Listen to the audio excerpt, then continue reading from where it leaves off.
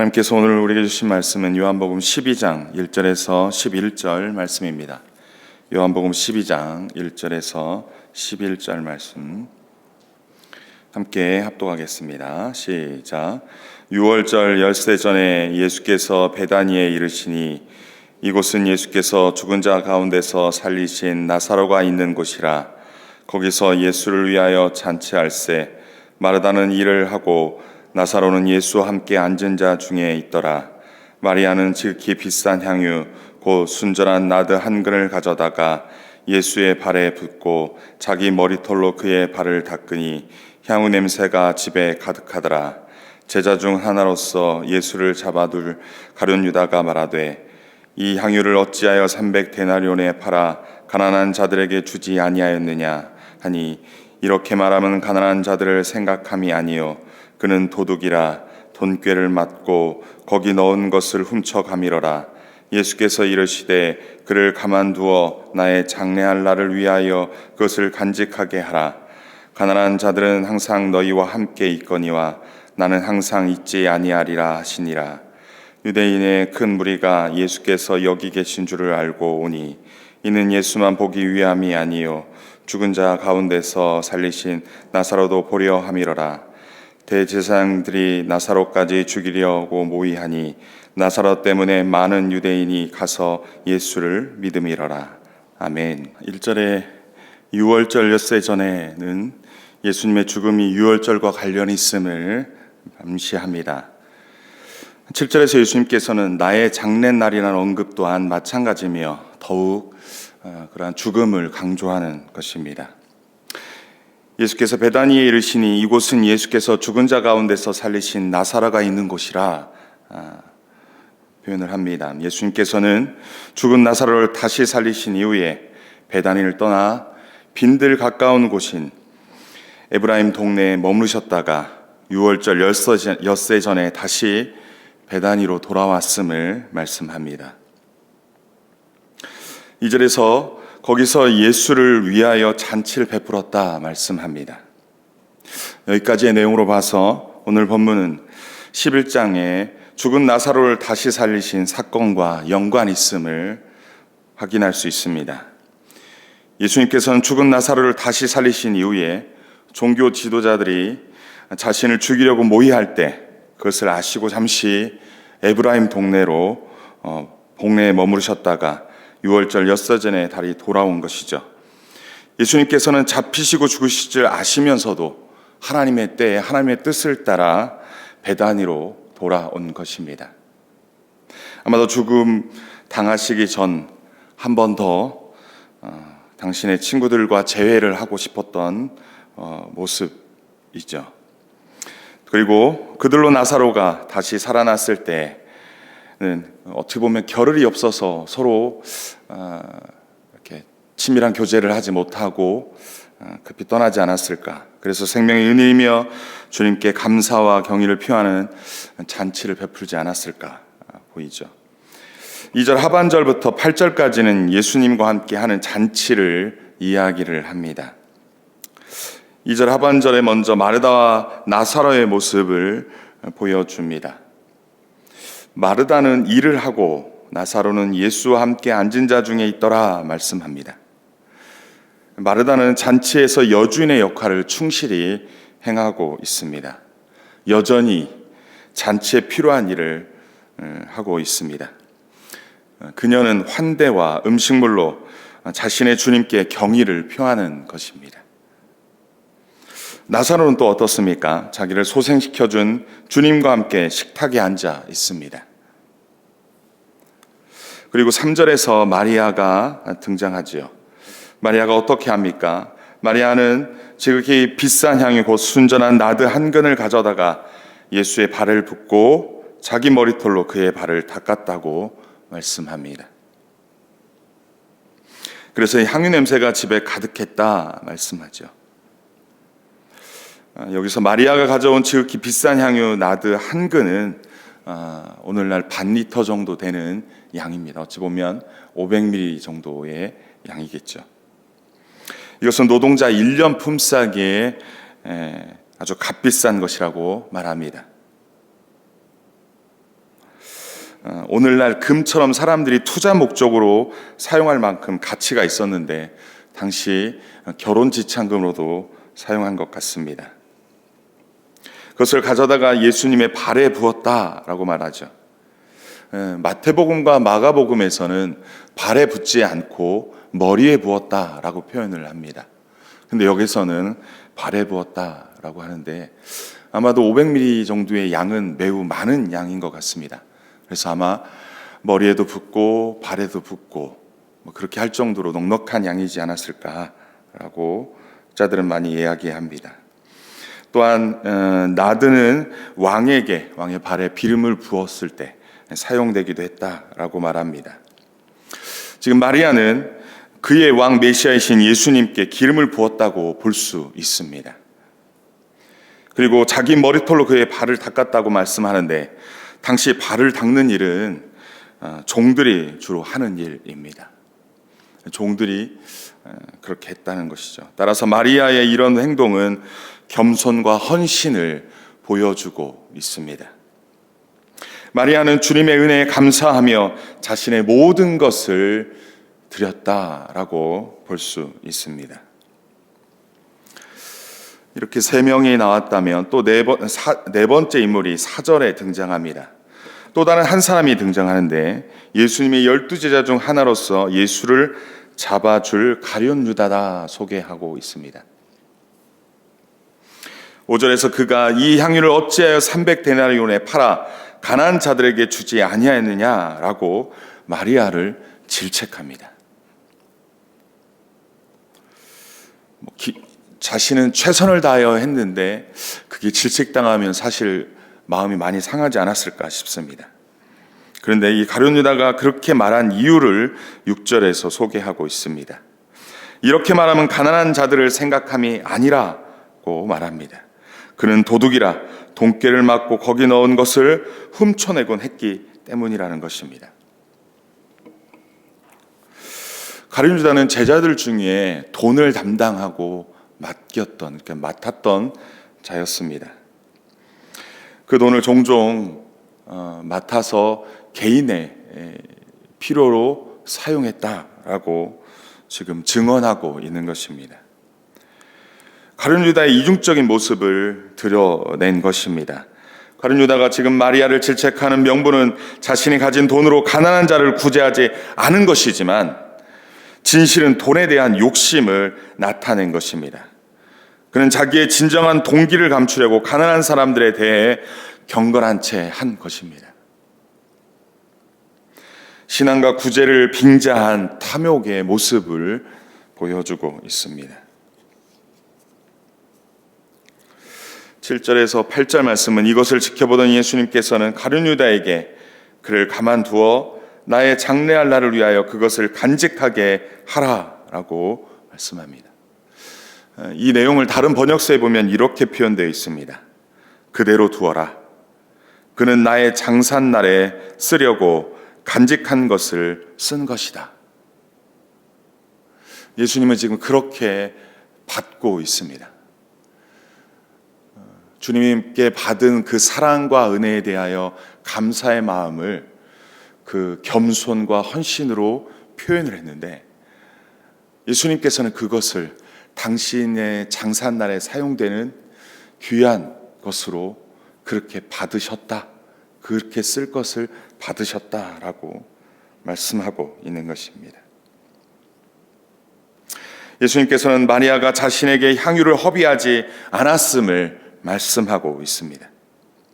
왜냐하면 그 돈은 가난한 자에게 줄 수도 있지만 8절 말씀처럼 가난한 자들은 항상 너희와 함께 있지만 나는 너희와 항상 있지 않다라고 말합니다. 왜 너희와 항상 있지 않습니까? 주님의 임박한 죽음을 예고하고 있습니다. 따라서 예수님께서는 얼마 남지 않은 당신의 죽음에 대하여 장례를 준비하는 마리아를 가만두어라 라고 말씀하고 있는 것입니다. 가룟 유다는 하나님이신 예수님을 사랑한 마리아에게 300데나리온의 돈으로 이웃을 사랑하지 않은 것을 질책하였습니다. 예수님께서는 이런 마리아를 가만두라고 하십니다. 예수님의 이 말씀은 하나님 사랑과 이웃 사랑을 저울질한 것이 아닙니다. 어떤 것이 더 좋고 어떤 것이 더 나쁘다라고 저울질하지는 않았다는 것입니다. 하나님 사랑과 이웃 사랑은 모두 중요합니다. 어느 것 하나 버릴 수 없습니다. 다만 때를 분별하여 행하라고 말씀하고 있는 것입니다. 지금은 그대로 두어라 라는 것입니다. 구제의 대상인 이웃은 항상 너희와 함께 있지만 예수님은 이제 며칠 뒤면 십자가에 못 박혀 죽으시고 장사 지내면 이제 더 이상 섬길 수 없기에 그 기회가 있을 때 섬기도록 내버려 두어라 라는 의미인 것입니다. 예수님께서는 마리아의 헌신을 당신의 장례를 미리 준비하는 것으로 이렇게 받으셨습니다. 주님이 받으신 것입니다. 8절의 말씀을 다른 말로 하면 예수께 대한 기회가 항상 있지 않다. 예수께 대한 기회가 항상 있지 않다. 저는 이 부분이 많이 도전이 됩니다. 예수께 대한 기회가 항상 있는 것은 아니라는 것입니다. 오늘날 우리에게도 그대로 적용되는 거 아닐까 싶습니다. 기회가 있을 때, 기회가 주어졌을 때 그때를 놓치지 말고 주를 섬겨라 라는 이런 도전 아닐까 싶습니다. 여러분, 오늘이 생애 가운데 가장 젊을 때인 줄 그렇게 생각됩니다. 사진을 찍을 때 보면 50대, 60대 막 그때마다 사진을 왜 찍냐고 이제 그만 비춰줬으면 좋겠다고들 합니다. 그런데 그때가 가장 생애의 젊을 때라고 용기 내어 사진을 찍는다고 합니다. 그런데 우리들도 마찬가지입니다. 오늘 이렇게 하나님의 말씀이 도전될 때, 예수께 대한 아직 기회가 있을 때, 이때 그런 마음이 들었을 때가 생애 가장 젊은 날 아닐까요? 조금 더 있다 기회가 되면, 시간이 되면, 내게 허락이 되면 자식들 좀 키워놓고 남편 퇴직하면 뭐 이런 표현들을 할 수 있죠. 근데 오늘 성경은 예수께 아직 기회가 있을 때 주를 섬겨야 되는 거 아닐까 싶습니다. 그런데 예수께 대한 기회가 항상 있지 않다. 따라서 그런 기회가 왔을 때, 그런 기회가 될 때 섬겨라 라는 도전인 것입니다. 좀 더 있다 주님을 위해 무엇인가 하려 하지 말고 지금 주를 위해 할 수 있는 일을 찾아 행하는 저와 여러분 되길 간절히 바랍니다. 오늘 할 수 있는 일이 무엇이고 지금 할 수 있는 일이 무엇인지, 주를 위해서 할 수 있는 일이 무엇인지 그렇게 찾아 행하는 저와 여러분 되길 바랍니다. 우리 주님께서 많이 기뻐하시며 그 섬기는 것을 받으실 줄 믿습니다.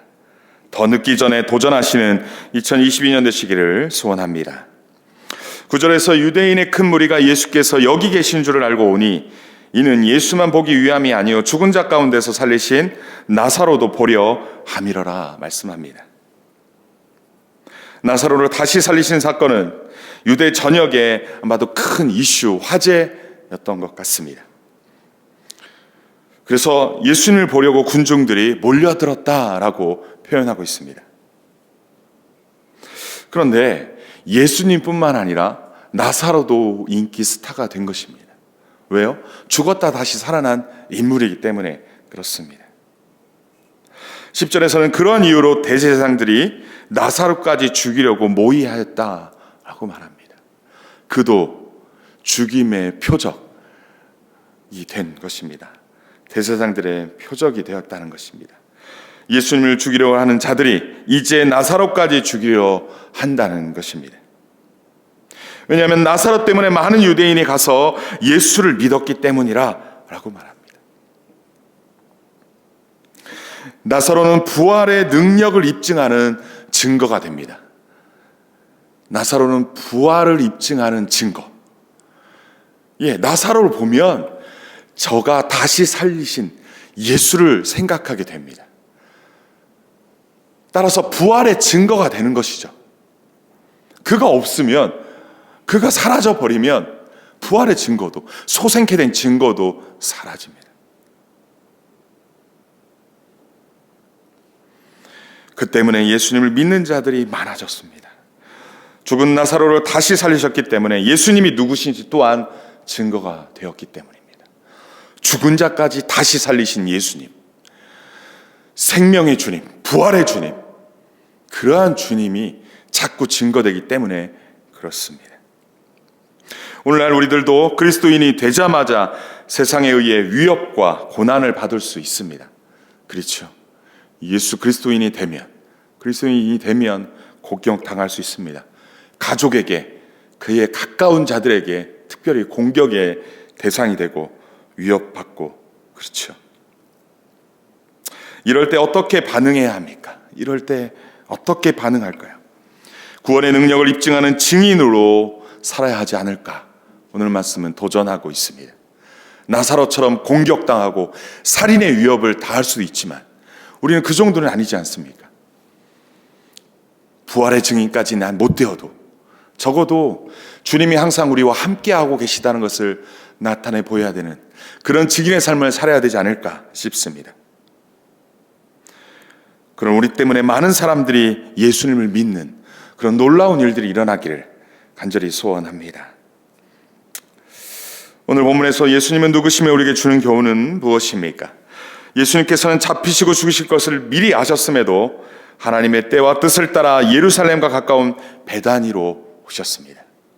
주저하지 않고 당신의 때가 되었을 때, 이제 십자가에 못 박힐 때가 되었을 때 주저하지 않고 혹 도망갔고 피신했다는 것이 아니라 하나님의 때를 맞추기 위해서 잠시 피했다가 그 때가 되었을 때 다시 돌아오시는 예수님의 모습을 볼 수 있습니다. 예수님은 당신의 백성과 저와 여러분을 살리시기 위해서 그 길을 걸어 오셨습니다. 두 번째로 예수님께서는 마르다와 나사로와 마리아의 헌신을 받으셨습니다. 특별히 마리아의 헌신을 당신의 장례를 미리 준비하는 것으로 기쁘게 받으셨습니다. 마르다는 여주인으로서 잔치를 준비하여 음식으로 주님께 감사와 경의를 표했습니다. 자신이 할 수 있는 최고의 것, 최선의 것으로 주님을 섬겼다라는 것입니다. 나사로는 자신을 살려주신 주님의 말씀을 들으며 감사와 경의를 표했습니다. 나아가 부활의 능력을 증거하는 삶을 살았습니다. 그래서 많은 사람들이 예수님을 믿는 놀라운 일들이 일어났습니다. 마리아는 어떻습니까? 마리아는 가장 값진 경배와 헌신으로 자신의 모든 것을 드려 주님의 은혜와의 감사와 경의를 표했습니다. 자신이 가지고 있는 전부를, 그리고 자신이 할 수 있는 모든 것을 동원하여 정말로 겸손과 헌신으로 주님을 섬겼다라는 것입니다. 그것이 예수님의 장래에 준비함을 위한지는 그는 아마도 몰랐을 것입니다. 그러나 자신이 그 모든 것을 드렸을 때 예수님이 정말로 그 장래의 준비로 받으셨다라는 것입니다. 반면에요, 가룟 유다는 어떻습니까? 신앙과 구제라고 하는 그러한 것을 빙자하여 자신의 탐욕을 채우려 했습니다. 이때뿐이 아니라 과거부터 그랬습니다. 그리고 오늘 본문에는 나타나지 않지만 그는 은 30냥을 받고 대제사장들에게 예수님을 또한 팔기까지 합니다. 자기 것만을 챙기기 위해 혈안되어 살아가는 가룟 유다의 모습을 볼 수 있습니다. 내 거, 내 시간, 내 삶, 내가 놓치고 싶지 않은 그것을 빼앗기지 않으려고 하는 이 가룟 유다의 모습. 하지만 마리아는 자신의 모든 것으로, 자신이 할 수 있는 모든 것을 동원하여 겸손과 헌신으로 섬겼다라는 것입니다. 오늘 우리는 주님의 구원의 은혜와 그 측량할 수 없이 크나큰 사랑을 받은 자로서 어떠한 삶을 살 것인지 결단해야 할 것입니다. 생명의 증인의 삶을 살 것인지 아니면 자기 자신의 유익만을 위하여 살 것인지 선택해야 할 것입니다. 아직 기회가 있을 때, 기회가 주어졌을 때 겸손과 헌신으로 주님을 섬기며 살아 주님이 우리의 삶을 기쁘게 받으시는 인생이 되시기를 주님의 이름으로 간절히 축원합니다.